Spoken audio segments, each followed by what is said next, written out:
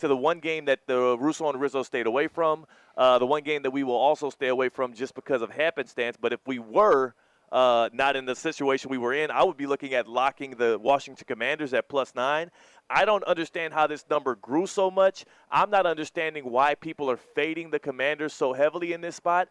The Lions, I know they're well rested. I know they're getting pieces back on defense, but there's 3 major reasons why I believe the Commanders not just cover, but they actually threaten Detroit on the road tomorrow night. This is not your typical rookie quarterback-led team. Jayden Daniels has not just proven himself to be the ultimate competitor, not just proven himself to be a guy that has not one, not two, 6 games in the final 10 seconds of either regulation or overtime. He's got the ice cold blood, the water in his veins. But on top of that, Jayden Daniels is on an all-time run as a rookie quarterback, and this could very well be the exclamation point on the end of that. He has the all-time rookie record for completion percentage at 69%. He does not put the ball in harm's way often. He is very efficient as a passer in that Cliff Kingsbury offense. He also threw for 3,500 yards and has the all-time rushing record. I don't understand something. As I continue to make my point, thank you, CCAT, for being patient with me. Thank you, Mike Rizzo, for being off camera.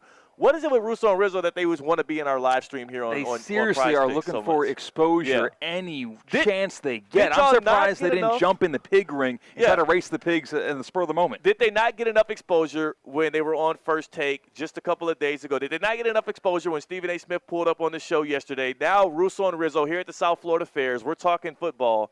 Both of them trying to intrude on our stream. Russo still in the background here. Rizzo put up a fight. Rizzo put up a fight when we asked him to please move out of our screen because we thought it would be distracting. You're really going to kick me off camera? Yeah. You really got to kick me off? Yes. Yeah, we are. As he guzzles a funnel cake. As a matter of fact, we are. We actually did. So back to my Commanders-Lions point. I'm so sorry we had to interrupt with that, but just in case people were watching on the stream, I want you to know what was going on. Jayden Daniels is an all-time rookie. Dan Quinn is going to be able to match the aggressiveness that you're going to see from Dan Campbell. These are 2 Dans looking each other square in the eye, and nobody's going to relent, right? People think of the Lions as the 4th and go-for-it team. The team that went forward more times and converted at the highest rate in the NFL on 4th down this year was not Detroit.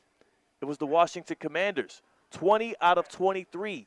That's a rate of 87%. These 2 teams have fierce offenses, unrelenting offenses. They have aggressive head coaches. Not only do I think the overhits in this game, I believe the Commanders cover, and Jayden Daniels leading this team that has gone down to the wire with so many top competitors, he's going to find a way to threaten the Lions. I don't think they win, but this one, they're going to be shaking in their boots out there in Detroit based on how we've seen these cardiac Commanders play throughout this year, man. I'm all over the Commanders this weekend. Yeah, and I like them a lot for the exact reason you mentioned. Aggressive offensive play calling and coaching decisions. The only way to beat the firepower of the Detroit Lions, to keep the football out of their hands, you literally fight fire with fire and go for it on 4th down. That's the exact team that's equipped to do just that.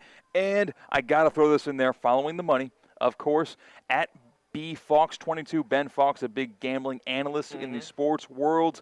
The most bet teams, the amount of tickets that have been handed out by Vegas this weekend in the NFL, is on the Lions -9.5. Of course, everybody's running to bet on the Lions the first chance they can in this year's NFL playoffs. However, if you take all of those wagers that have been placed, you look at the number that says amount of money bet, you add that all up, the Commanders are the most money bet on team.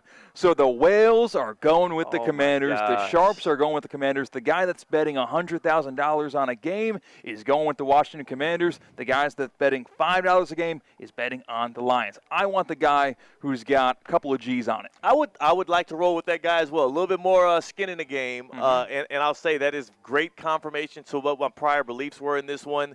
My last point on this, let's not forget, guys, this is the Detroit Lions. You know what I'm saying? Like, that's it's still, they still are wearing that powder blue. They still are rocking that Lions emblem on their helmet. Honolulu blue, whatever it is. I don't get into the particulars of it. It's the damn Lions. They are not the franchise of this past 2 years. What if this is just a small tick up in that timeline? Because what we know about the Lions over the past 4 or 5 decades has been literally them being littered with decrepitness, literally them running off two of the greatest players at their individual positions before they were out of their primes, in Barry Sanders and in Calvin Johnson. Even when they reached the NFC Championship game last year and they looked like they had it won, the curse of the Lions seemed to creep back in and steal that game away for the Niners. Let us not forget what this team is. Before we get into the characters that are currently there, Dan Campbell's a great man. Jared Goff is a very likable dude. That offense, all those weapons, it is encapsulating. It is amazing to watch. I just don't want us all to forget it's still the Detroit Lions. They're 3-13 in their last 16 postseason games dating back to 1970. 2 of those games happened last year. Sure, this team might be different. That's the same franchise. I'm not picking them to cover 9 points against the Magical Commanders. I just can't do it, CK. And they're going up against perennial winners of an organization, Washington, D.C. football. They've got a Super Bowl title to their name. Yeah, it hasn't been a good past couple of decades for them either. Yeah, well, they got new ownership, a new fresh quarterback, a new head coach, and also I'll say you're right. The Commanders aren't the most pristine of franchises. They've been just as cursed as the next guy. But, hey, they gave Tom Brady and the Buccaneers a run for their money with Taylor Heineke in 2020, the same Buccaneers team that won the Super Bowl that year. That's true. So they don't shrink in the big moment. That's true. And Dan Quinn's been to a Super Bowl before. I'm not going to talk about what happened in it. Again, it's not that I'm saying this Commanders team should be favored in this, right? It's not that I'm even saying they're going to win this game. I do have a lot of faith, though, that they're going to compete at a high level, and there's not much you can do as a defense to stop them in short yardage situations on 4th down. Jayden Daniels, I know he's frail at 6'4". He's quick as all get up, and he is tough as hell. People kept saying their one fear is that he's going to get injured in the NFL because of how reckless he is. He puts his body on the line. Well, he survived all the way through that rookie campaign to a tune of 12 wins. And here's my last point on this, too. Not just them being the Lions. How about this? They played 2 teams that we consider like top-flight contenders during the regular season this year. The Philadelphia Eagles, who are built similarly to the Lions, right? Really robust amount of offensive weapons, a better defense. And the Baltimore Ravens, again, strong running game, electric quarterback, weapons all over the offense. Both of those teams, they played to a one-possession game. Why can't the why can't the Commanders do the same thing against the Lions this weekend? Hey, this Lions defense gave up 34 points to the 49ers. They gave up 48 points to the Bills. They gave up 31 points to the Packers. They can definitely be taken advantage of, and we've seen, likewise, on the flip side of the coin, on Saturday, the Commanders put up a lot of points as well against good defenses as well. Last year, we saw the Detroit Lions break a 31-year playoff win drought. This year, we watched the Commanders break a 19-season playoff win drought.